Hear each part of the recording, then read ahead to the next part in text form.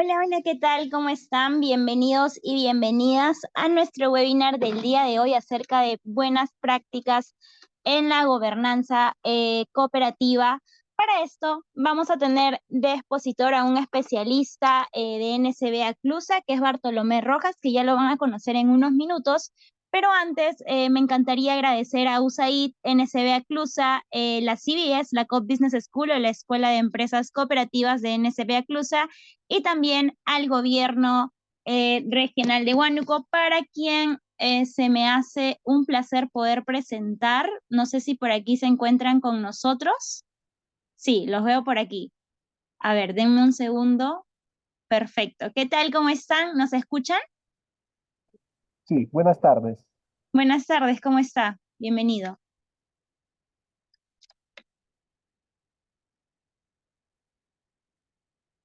Ok, Cristian, sí nos escuchas, ¿verdad? Sí, Andrea. Perfecto, Cristian. Cristian es director de la Oficina de Cooperación Internacional del Gobierno Regional de Huánuco, a quien también agradecemos por haber sido parte, por estar siendo parte de este evento. Cristian, no sé si deseas decir unas palabras. Sí, por supuesto. Buenas tardes con todos. Muchas gracias, Andrea, por la apertura. Quiero expresar el agradecimiento a NSB Aclusa y por intermedio de ellos a USAID. Eh, Indicar de que este es un tema de gran importancia en realidad. En realidad, las cooperativas son una alternativa brillante para los modelos de desarrollo hoy en día. Ellos integran ciertos procesos, generan alianzas multiactor también y aperturan oportunidades, además de generación de empleo y ganancias para las personas. Y esto es parte del comercio justo, de las negociaciones, que es lo que se requiere, ¿no?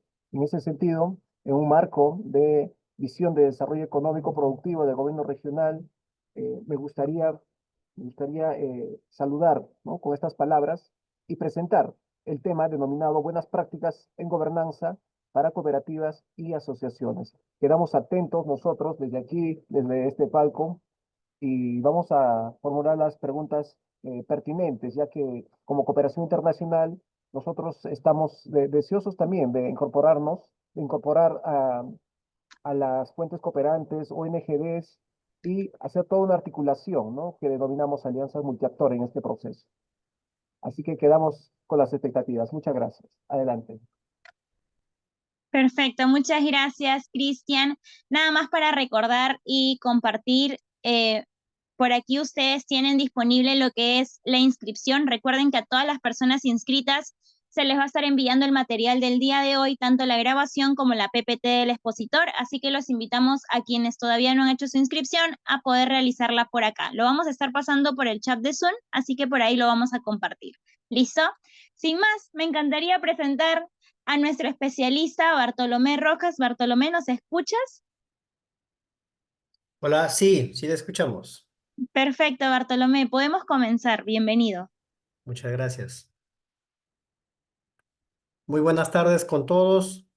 La comunidad unida por un bien común que es el cooperativismo. Mi nombre es Bartolomé Rojas Pintado del equipo NSB Acruza y en el día de hoy vamos a conversar un poco sobre las buenas prácticas de la gobernanza cooperativa y gobernanza y gobernabilidad cooperativa. Un gusto compartir con ustedes y estamos dispuestos y listos para recibir también algunas preguntas y al mismo tiempo poder recibir también quizás algunos comentarios o sugerencias, dado que este enriquecimiento de las prácticas del día a día se aprende en los hechos y en eventos como este se comparten. Bienvenidos todos a este evento, a este webinar.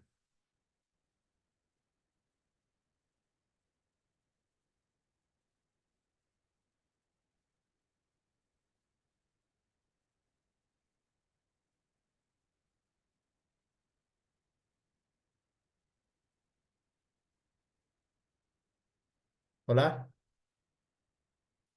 Sí, Bartolomé, puedes compartir tu pantalla. gracias. A ver, me dan permiso para. compartir.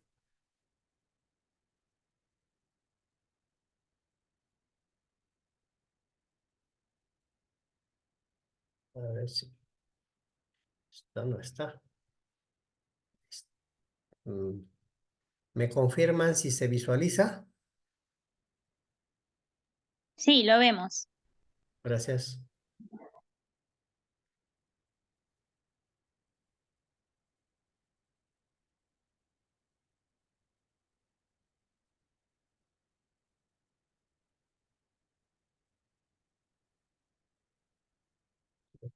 No se ve pantalla completa. Pantalla completa. Ajá, No se podemos ve. ir en la parte de arriba,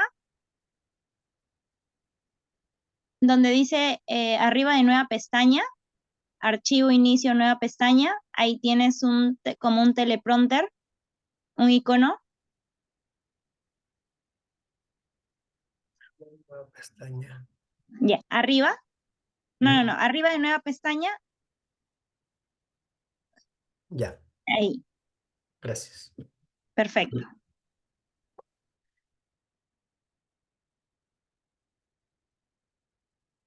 Bien. Vamos a hablar entonces sobre las buenas prácticas de la gobernanza cooperativa. Lo hemos dividido en dos componentes, son dos enfoques, en dos puntos de vista. Factores de éxito para un buen gobierno y desequilibrios en la gobernanza y gobernabilidad. Entonces, vamos a ir revisando un poco los factores de éxito de un buen gobierno cooperativo. Eh, Hay que entender, el primer factor de éxito es entender el sistema. O sea, nosotros, si no entendemos el sistema cooperativo, posiblemente estaríamos entonces en un sistema empresarial. Y este sistema cooperativo lo hemos sintetizado que es un sistema de gobernanza y un sistema de gobernabilidad. Y cuando eso está en equilibrio, hablamos de un modelo cooperativo. Otro punto importante aquí es que el buen gobierno hay que entenderlo, de hecho, que no es una exposición de conceptos, de detalles al minucioso sobre lo que son definiciones, sino más bien es cómo nosotros deberíamos transmitirlo o comunicarlo al buen gobierno. En el buen gobierno encontramos que gobernar está entendido como liderar o conducir, pero para ello muy importante en exigir la integridad entre el mandato y el mandato de la mayoría para poder gobernar.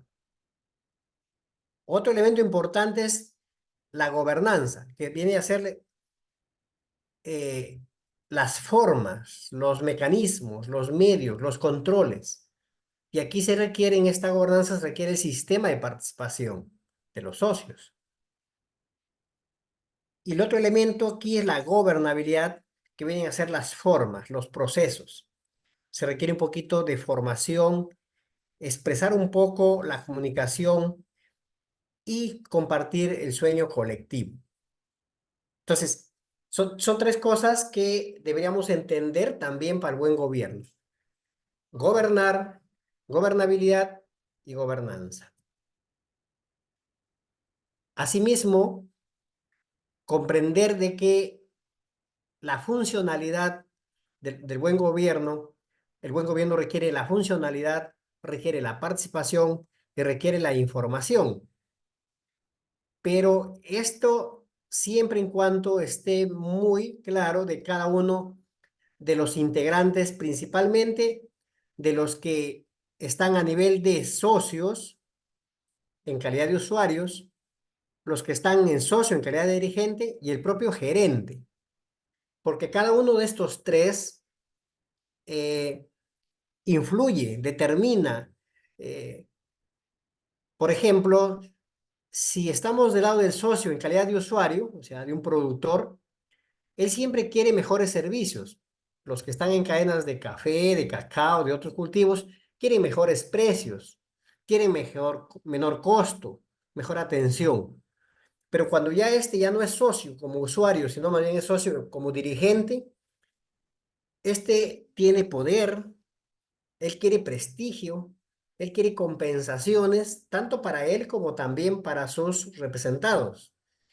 Y si estamos en el lado de gerencia, él también tiene un equipo y él quiere para sus trabajadores mejores ambientes, quiere reconocimientos, quiere reputación de su fuerza laboral, requiere mejores sueldos, mejor trato.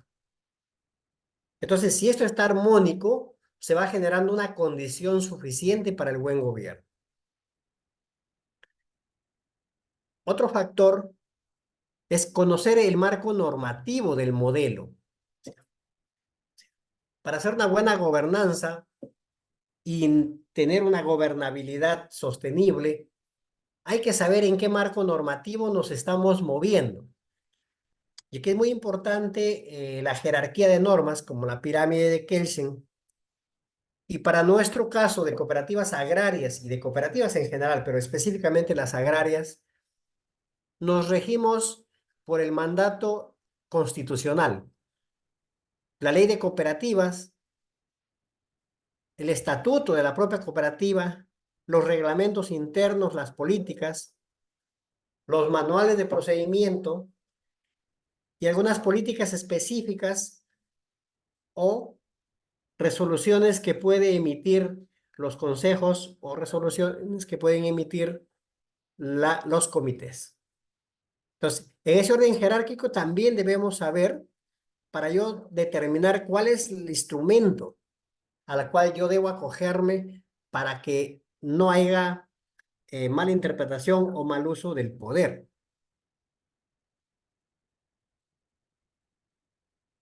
En cuanto al marco normativo peruano, para cooperativas agrarias específicamente, encontramos la ley 31335, que fue aprobada el 2021.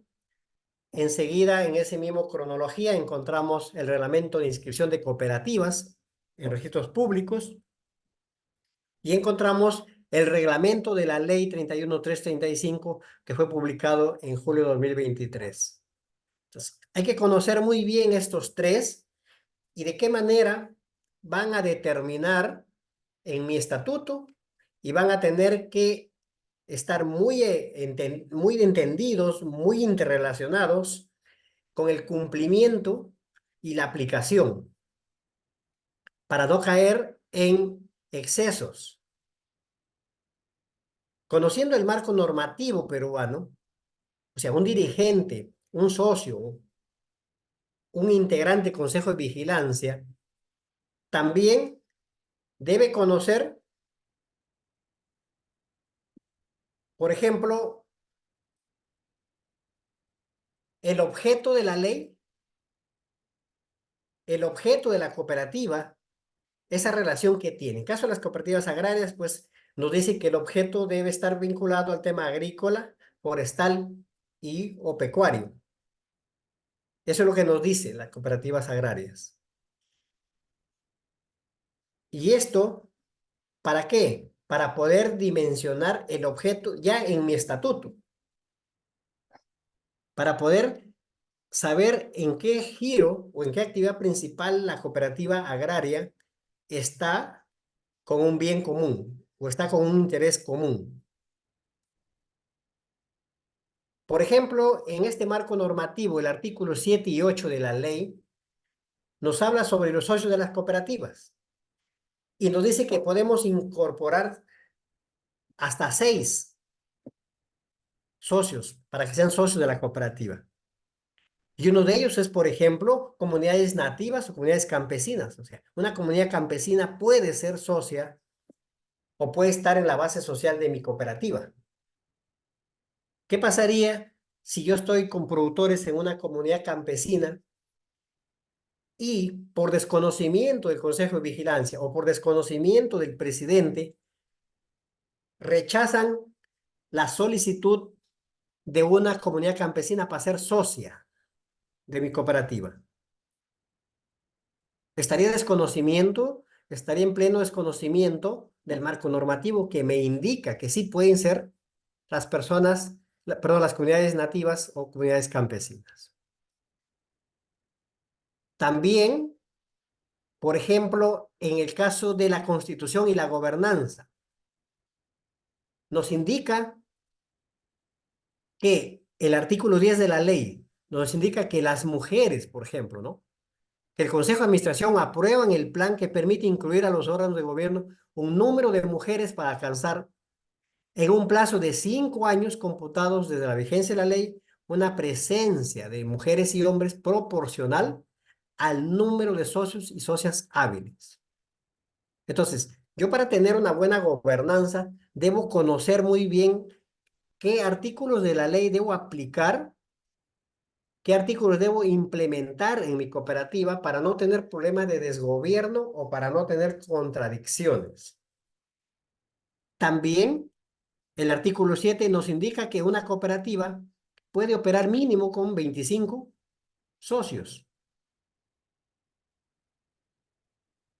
El artículo 11 nos indica sobre la elección de directivos y también el artículo 12 nos indica sobre la reelección. Entonces, está prohibida, dice, ¿no? La reelección, salvo que el estatuto lo permita. Y entonces, en mi asamblea, yo debo ser claro con el comité electoral, ser claro sobre las reglas que estamos cumpliendo y cuando discuta, cuando modifique, cuando incorpore alguna política de asociatividad para hacer más ágil el proceso de gobernanza y gobernabilidad, yo debo sustentarlo muy bien con un artículo de la ley o del reglamento. Otro elemento importante, por ejemplo, habla de la asamblea de delegados. La asamblea de delegados, yo una gobernanza, una gobernabilidad para que exista armonía, tengo que entender que si yo tengo más de 200 socios, es facultativa y puedo tener hasta 60 delegados. Pero si tengo más de 500 socios, es obligatoria y debo tener mínimo 100 delegados. Esto me dice la norma. Entonces yo para darle mayor transparencia, para darle mayor operatividad y para que haya mayor participación democrática, yo debo tenerlo quizás en alguna política, porque no lo puedo poner todo en el estatuto, o quizás en un manual de asociatividad. El marco normativo también indica sobre la integración cooperativa, donde las federaciones de cooperativas agrarias ahora deben implementarse también, como también es libre de participar en centrales de cooperativas de segundo piso o de segundo grado, o centrales de cooperativas de grado superior. También me indica la norma. Entonces, ¿por qué es importante para un buen gobierno el marco normativo peruano? Porque nos rige, nos da las condiciones para que nosotros operemos y podamos implementar nuestras políticas o nuestros manuales también de asociatividad o de buena gobernanza. Entendiendo de forma general el marco normativo, otro elemento de la buena gobernanza es entender la estructura de mi cooperativa. O sea, los dirigentes, los que aspiran a ser dirigentes y los que han ejercido ya cargos con la ley anterior, la ley de cooperativas, debemos estar familiarizados con la estructura de nuestro estatuto. O sea, y nuestro estatuto mínimo, en el estándar que se tiene ahora, hablamos de 9 capítulos. Puede tener 8, puede tener 7, pero estos son los principales. Entonces, debo conocer sobre el objeto social, el capital, la responsabilidad. ¿En qué parte del estatuto yo debo tener los actos cooperativos? Debo estar facultado para hacer alianzas. En concordancia con la ley, también debo saber sobre los socios de la cooperativa, ¿no?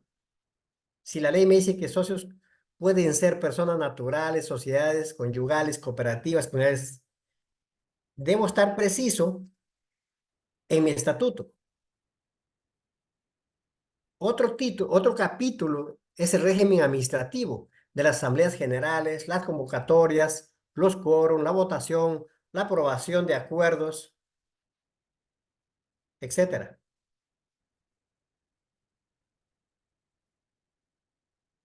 Un capítulo 4, por ejemplo, tener bien claro los consejos y comités.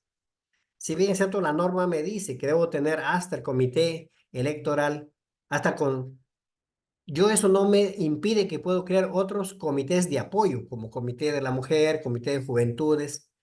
¿Para qué? Para poder integrar a todos mis elementos, mis actores de la cooperativa y darle mayor participación, pero también darle mayor sostenibilidad en una gestión más abierta, más inclusiva.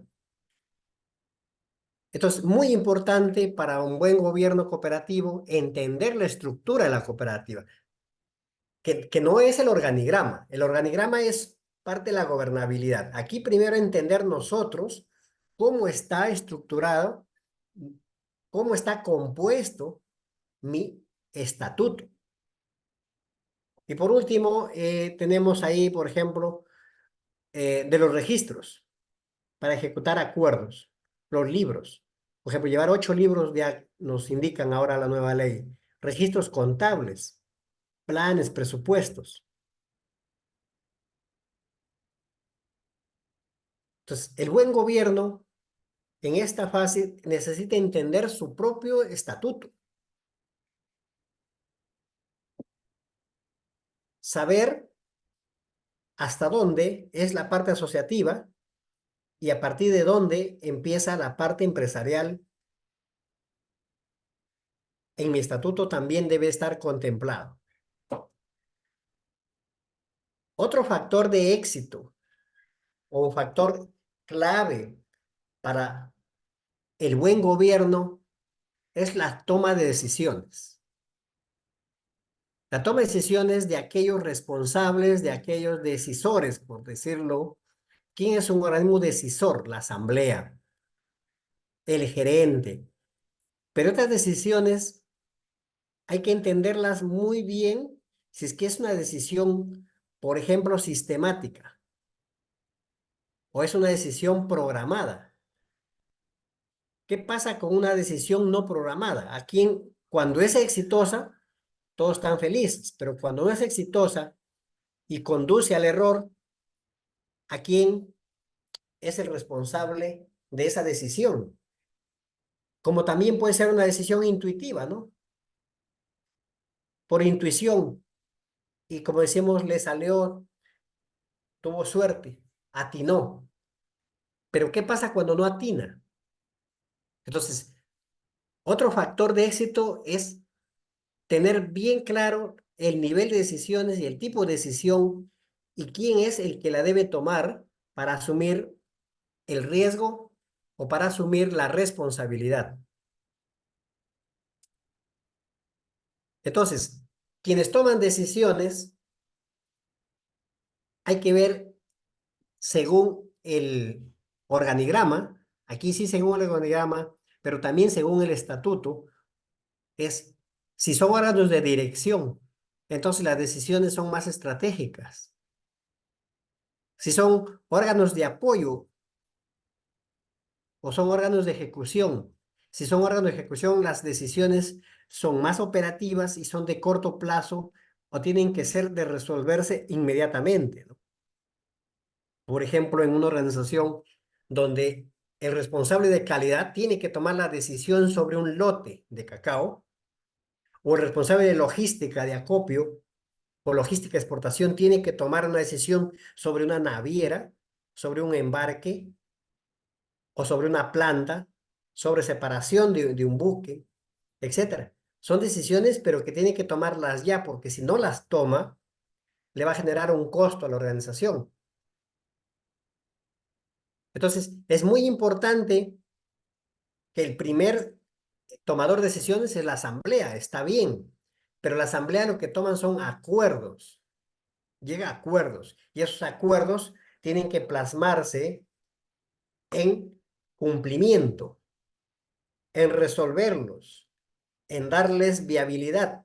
Y para darles viabilidad se requiere que los órganos de dirección, de apoyo, de ejecución u operativos las adopten, las implementen. La asamblea, como tal, siendo un órgano de decisiones, pero más de acuerdos, pues hay que darle el debido nivel de importancia también a nivel de socios, donde se requiera mayor participación, a nivel de delegados, si la asamblea es ordinaria o extraordinaria. Hay que saber también qué tipo de acuerdo y en qué tipo de asamblea se aprobó o se logró un acuerdo, si fue en una asamblea ordinaria o fue una asamblea extraordinaria, ¿no? Por ejemplo, aquí, esas asambleas, para que haya un buen gobierno, una asamblea se requiere que sea adecuada, o sea, que se lleve de la mejor manera, porque hay asambleas que son bastante reñidas posiblemente, pero desde la convocatoria debe ser muy claro. ¿Puede convocarle el Consejo de Vigilancia? Sí, pero realmente le corresponde al Consejo de Administración. Y esto está normado en la Ley de Cooperativas, en el Reglamento de Inscripción de Cooperativas de Registros Públicos, RIC, como también en el Reglamento de Inscripción de Personas Jurídicas de Registros Públicos. Si eso, y tiene que tener concordancia con su estatuto. El tema de quórum, imagínense que en el quórum, cuando se habla de que existe o no existe quórum, y aquí nos indica, por ejemplo, el reglamento de inscripción de cooperativas, que se habla de socios o delegados hábiles, socios o delegados hábiles. Entonces, en primera citación, en segunda citación. Cuando yo quiero que esté un buen gobierno, debo tener muy clara la lista de socios hábiles para que el comité electoral la publique si es posible o tengan acceso el mismo día de la asamblea antes de empezar, para que en ese momento de la elección no se sorprenda un socio indicando que pensaba que era hábil y finalmente está suspendido o está inhabilitado. También es importante entender las mayorías. Cuando se habla de mayoría, hay mayoría absoluta, hay mayoría simple, ¿no?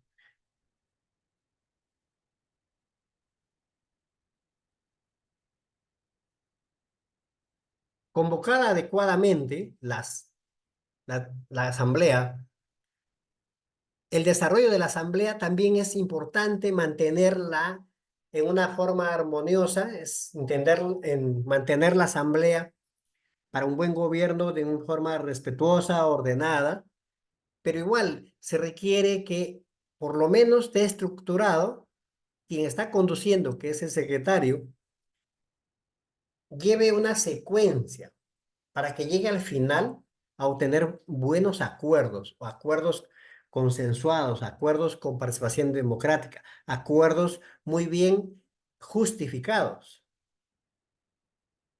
Y sobre todo en una parte muy importante de la asamblea, que son las asambleas de marzo de los consejos de administración, consejo de vigilancia, respecto a los informes de los consejos y también respecto a los estados financieros.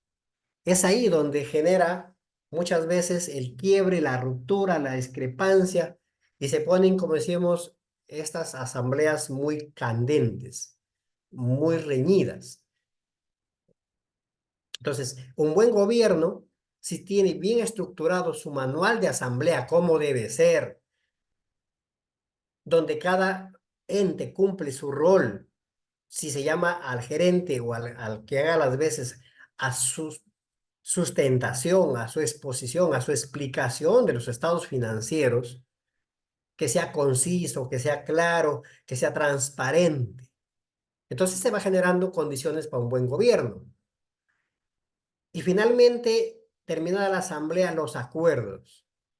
¿Quién hace el seguimiento de los acuerdos? Si se cumplieron a parcialidad no se cumplieron o se cumplieron en una totalidad. Es importante entonces para un buen gobierno el seguimiento a los acuerdos.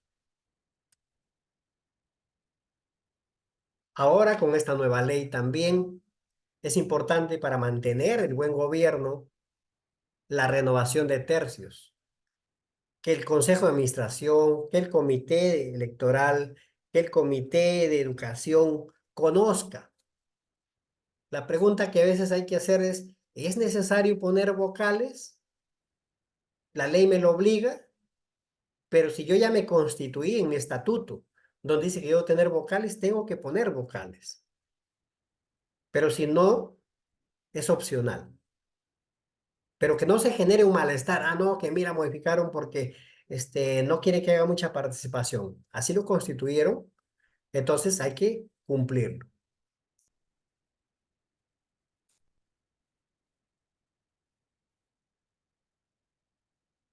El Consejo de Vigilancia, para que haya un buen gobierno, el Consejo de Vigilancia tiene que tener claro cuál es su misión. Su misión es supervisar, controlar, fiscalizar la gestión y la gestión económica, administrativa, asociativa de la cooperativa. Esa es su misión. Pero como consejo, como un órgano, parte de representar el buen funcionamiento encargado por asamblea, tiene que ayudar a contribuir, a regular, tiene que contribuir en el desarrollo, tiene que regular el crecimiento de su cooperativa. Entonces, esa ya es una buena práctica del consejo, que tenga muy claro su misión y su visión. El comité de educación, por ejemplo. El comité de educación también tiene que tener clara su misión, que es educar, capacitar, informar. Pero como visión para sostener el modelo es formar líderes.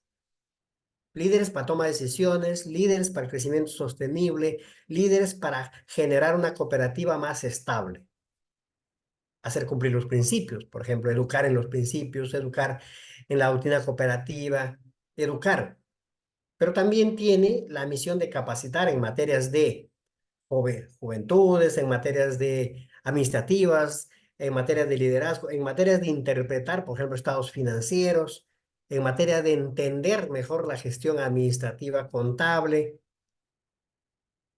Entonces, esa también cumple un rol muy importante en la buena práctica para un buen gobierno, el Comité de Educación. La gerencia. Dado que la gerencia es un órgano de representación legal de la organización, entonces el gerente se convierte en la autoridad que coordina esfuerzos, que delega y toma decisiones. Pero para que haya un buen gobierno, el gerente tiene que tener muy clara el compromiso de construir, de llevar a la organización a cumplimiento de sus objetivos, al cumplimiento de su visión, al cumplimiento de su misión y sobre todo hacer la respectiva planificación. O sea, es el órgano técnico responsable de la ejecución de los mandatos realizados, obtenidos en acuerdos. Y en función de ello, él va a demostrar la capacidad que tenga para liderar esa organización. Va a haber un buen gobierno si es que la gerencia hace una función de dirección estratégica. Entonces, son condiciones que se van generando o digamos, es un factor de éxito para una buena gobernanza o para un buen gobierno cooperativo. En esta fase del buen gobierno cooperativo, es importante incorporar de manera progresiva también el balance social. Las organizaciones pequeñas, las medianas y las grandes ya están en condiciones de consolidar o de estructurar un balance social. O sea, que permite entender, que permita comprender, que permita cuantificar, o sea, cuánto estoy avanzando. que permita visibilizar el desarrollo, el logro de los servicios, que permita mostrar el compromiso de la cooperativa con la comunidad o entre cooperativas. Entonces, este balance social debe estar plasmado por lo menos en saber la membresía de los socios. Que una cooperativa, sea el comité de educación, consejo de vigilancia, quien haga las veces, sepa cuántos socios hombres tiene, sepa cuántas mujeres tiene, sepa de qué edad tienen su membresía, si están al día con sus aportes, cuántos han sido expulsados, cuántos sancionados. Eso debe estar en un reporte específicamente y debe ser visible y también debe ser mostrado por el Consejo de Vigilancia o por el Comité de Educación en las asambleas y debe ser plasmado en la memoria anual. Deberían plasmar también cuántos asistieron a reuniones, cuántos han participado en asambleas, etcétera, etcétera. Entonces, este balance social debemos promoverlo y debemos implementarlo para que sea un elemento más de una buena práctica para el buen gobierno. Eso es lo que corresponde a factores de éxito o buenas prácticas para obtener un buen gobierno cooperativo y sostener la gobernanza y la gobernabilidad. La segunda parte de esta conversación es para largo, pero vamos a tratar de avanzarles. Más bien es qué pasa cuando hay un desequilibrio del buen gobierno. ¿Qué pasa cuando o qué acciones pueden generarme un desequilibrio de la gobernanza y gobernabilidad cooperativa? Porque también hay hechos, o llamémosles también hay factores que no son de éxito, sino que son factores que contribuyen más bien a la desgobernanza o al desequilibrio. Y uno de ellos son los intereses. Cuando estos intereses entran en conflicto, a pesar que todo está bien que tengan intereses, todos deben tener intereses, eso está bien, pero cuando ya se vuelven individuales o se vuelven solamente para un lado de la balanza, inclinan la balanza, entonces el interés deja de ser colectivo, deja de ser un interés por el bien y deja de ser un interés para el buen gobierno, entonces se vuelve un interés, como decimos, un conflicto más bien de intereses. Por ejemplo, la asamblea tiene interés colectivo sobre el interés individual, debe predominar. El interés basado en el poder, caso del consejo. El consejo también tiene poder para decidir. El consejo de vigilancia también tiene poder sobre el control, sobre la rendición de cuentas. El gerente también tiene interés en el liderazgo individual. Los trabajadores también tienen interés en mejor empleo, salarios. Los productores también tienen interés, pero cuando estos intereses se vuelven individuales, ya no son de beneficio común, se genera una especie de movimiento, una especie de que se quebraja, que se comienza a inclinar la balanza más para un lado.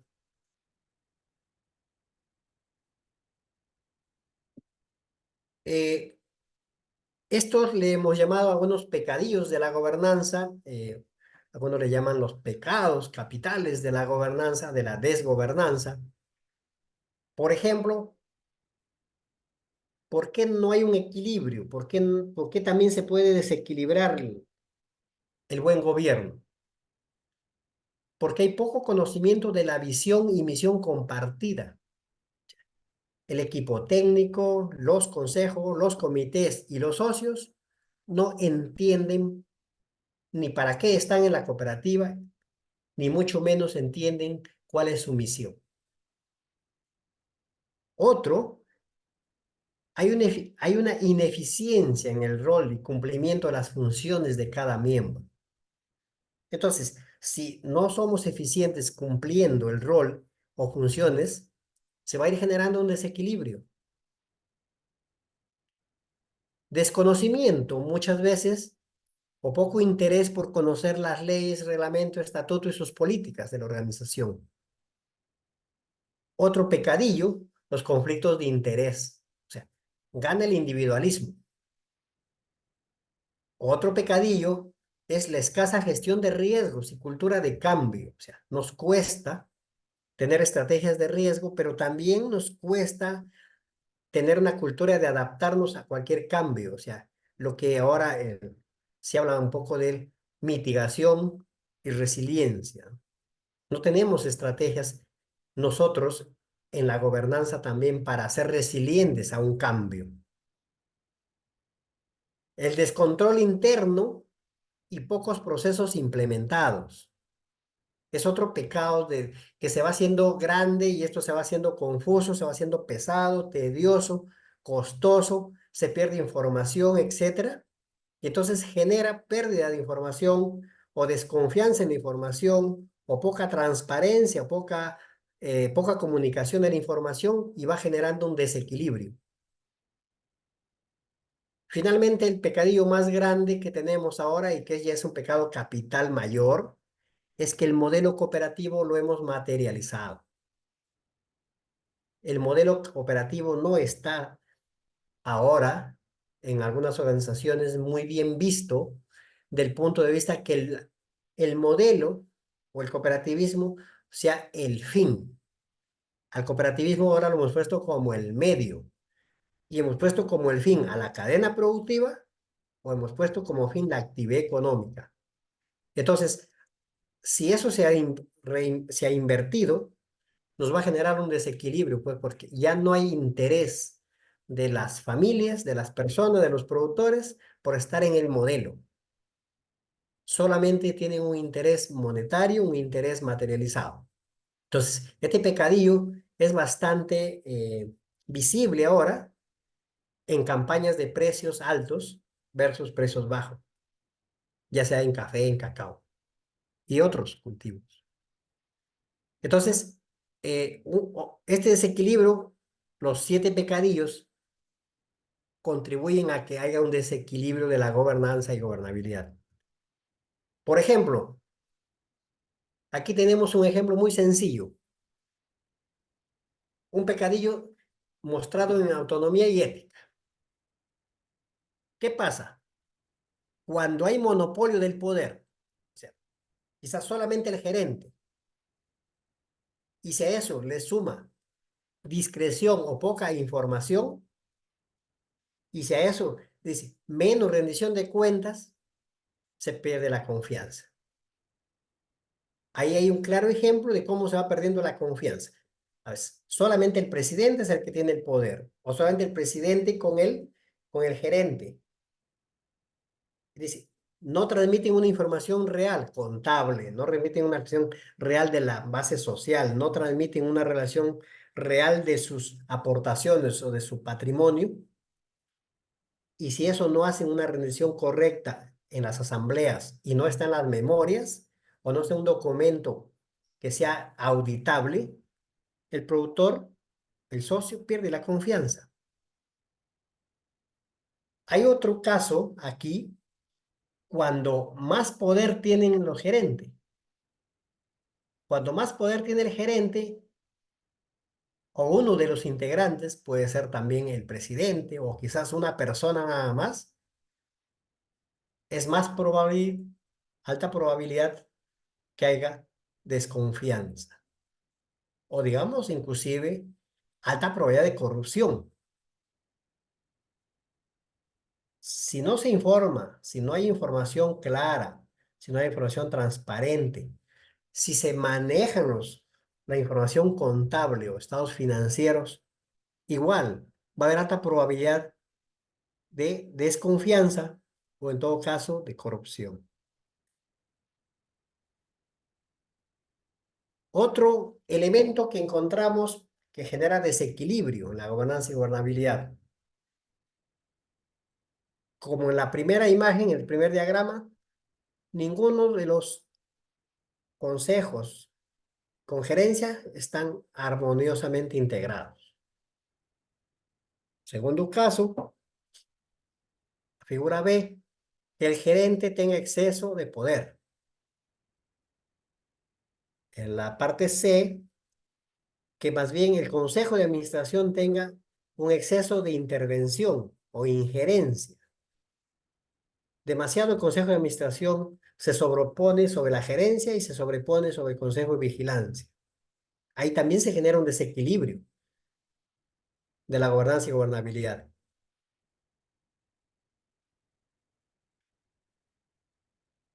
También que el consejo de vigilancia tenga demasiado poder o exceso de poder sobre administración y gerencia. O en su defecto, exceso de poder de la gerencia, pues. Entonces, estos factores generan un desequilibrio solamente por el exceso de poder. También se generan desequilibrios por deficiencias de la gobernabilidad. No se tienen las normas claras, por ejemplo, no se tienen normas claras con respecto a los contratos, con respecto a las sanciones ante incumplimiento de certificaciones, de auditorías. Hay un desorden e interferencia de jerárquica, o sea, lo que decíamos intrometen algunos consejos ante la gestión gerencial. Hay otros casos que hay una especie de entornillamiento en el poder, contabilidad manipulada, un elitismo, un grupito nada más sobre la toma de decisiones. Eso también genera un desequilibrio. Desequilibrio también en lo que es la gestión. Muchas veces los objetivos socios versus los objetivos de los usuarios, o sea, como que buscan su autodesarrollo, buscan sacarle ventaja al cargo, buscan predominar más el beneficio de un grupo a cuenta de la mayoría. No tienen muy claros los objetivos. También genera un desequilibrio, porque cada vez más esto se va haciendo conocido y finalmente los socios, los delegados, van tomando una especie de desinterés. Discrepancia de objetivos.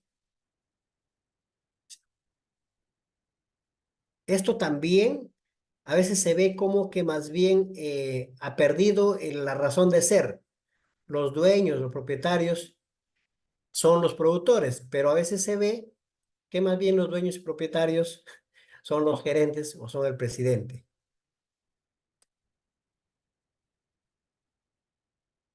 Otro desequilibrio se genera cuando ya la democracia está un poco manipulada, ¿no? Inclinan la balanza, como se dice, y entonces genera una especie de mayoría condicionada o mayoría ya con intereses individuales.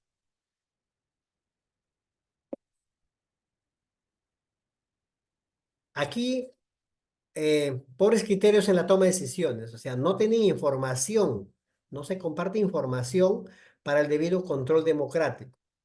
Entonces, se genera una especie de decisiones apuradas, decisiones no planificadas, que al final va a tener resultados que van a ir en contra de la organización.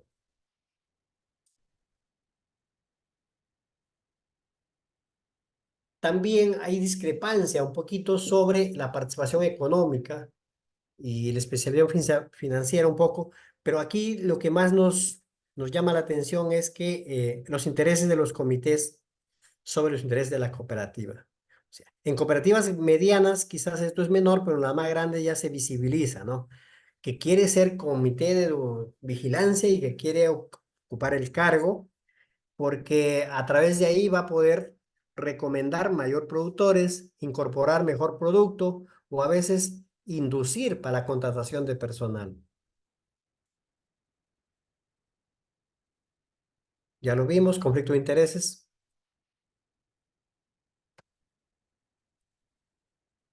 Otro desequilibrio que se genera aquí, o causante del desequilibrio, es que no están muy empoderados con su plan estratégico y sus herramientas de seguimiento. Los consejos, los comités, no conocen mucho sobre su plan estratégico, no conocen mucho sobre sus herramientas de gestión, de seguimiento, de monitoreo, no conocen sobre sus líneas estratégicas mediano y largo plazo. Y es porque no han estado muy informados o quizás no han estado involucrados en la formulación de este instrumento muy importante como es el plan estratégico y su plan operativo. No están empoderados con su plan operativo y con sus presupuestos. A la hora de identificar los puntos críticos, el productor no participa, solamente las áreas técnicas, o a veces solamente los consejos, pero no se socializa. Y entonces ahí también hay una dificultad, porque cuando quieren implementar la acción, cuando están en el plan de actividades, el productor o los productores dicen, pero esta actividad no me beneficia en nada, porque no ha sido socializada previamente. Pero como ya está programada y tiene asignación del comercio justo, tiene que cumplirla a pesar que el impacto va a ser mínimo, porque no hay el compromiso pleno y la voluntad de adoptarla por parte del productor. Entonces hay un rechazo, hay una aceptación a medias o finalmente la hace el área técnica para cumplir la meta y pasar la certificación. Entonces, todo ello va generando un desequilibrio también en la gobernanza y la gobernabilidad. Bueno, estos son los principales factores de un buen gobierno y factores de un desgobierno que en la medida que van haciéndose más complejas las organizaciones y más tiempo se van notando y se van manifestando ya en dificultades. Eso es, amigos cooperativistas, amigos participantes de este webinar, y con mucho gusto haber compartido con ustedes. Hay un espacio para, según Andrea, algunas preguntas, algunas inquietudes o también sugerencias para mejorar. Perfecto, Bartolomé, muchas gracias. Hemos aperturado micrófonos, así que si hay alguien que de repente desee hacer una pregunta directa, puede encender su micrófono sin ningún problema o también escribir por aquí, por el chat de Zoom. No, durante toda la reunión no hemos recibido preguntas, pero por ahí Félix nos dice, ¿podrían facilitarnos el APPT? Claro que sí, estamos enviando un enlace, ¿ok? Lo vuelvo a enviar para que puedan obtener lo que es la grabación y la presentación del día de hoy. ¿Listo? Así que pueden inscribirse libremente. No sé si alguien tiene alguna pregunta, de repente Félix, acá tenemos a Alex, Alicia, Ames, Aníbal. Si todo ha quedado claro, también nos ayudarían por el chat colocando todo claro para no sentirnos de repente solos, ¿ok? Iliana por acá dice gracias, gracias Iliana. ¿Hay alguien que tenga alguna consulta?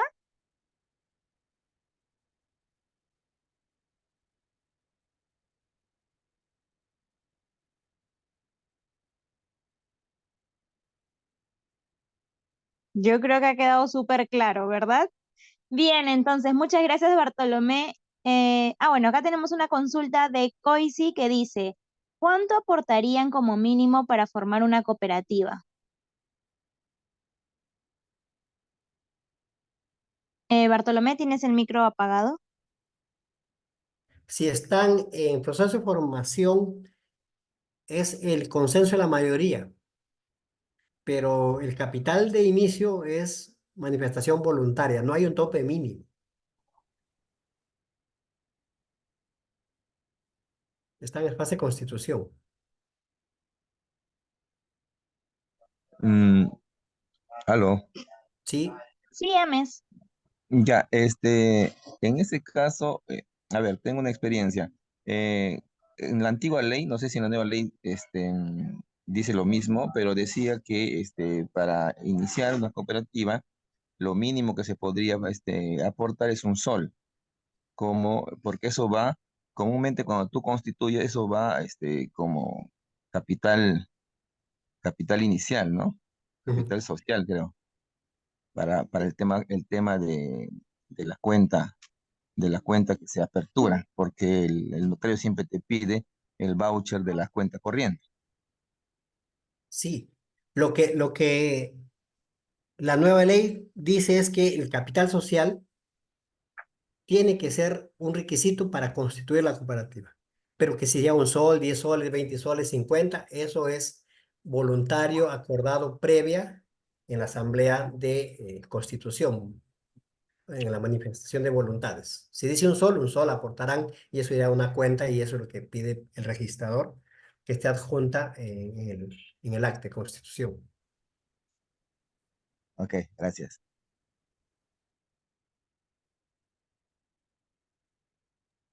Perfecto. ¿Hay alguien más que quiera hacer alguna otra pregunta? Me parece que no. Listo, entonces, ¿les parece si por favor encendemos las cámaras para tomarnos nuestra fotografía? De igual manera, agradecerte, Bartolomé, por tu tiempo y exposición. Por ahí te están mandando algunos saludos. Perfecto, gracias, Miriam. Medalit, ¿cómo estás? Alex, Julio, Miriam, qué gusto verlos nuevamente. Mirna, por ahí también. Ok, nos tomamos entonces la foto a la cuenta de 3. ¿Listo? Esperamos unos segundos. Por ahí están encendiendo sus cámaras. Perfecto. Listo, a la cuenta de 3. 1, 2 y 3. Listo, muchas gracias a todos por haber sido parte. Recuerden inscribirse para recibir los materiales de hoy. Nos vemos en una próxima oportunidad. Gracias, Bartolomé. Gracias, Muchas gobierno. gracias a Nos todos. vemos. Hasta luego. Pronto. Muchas gracias.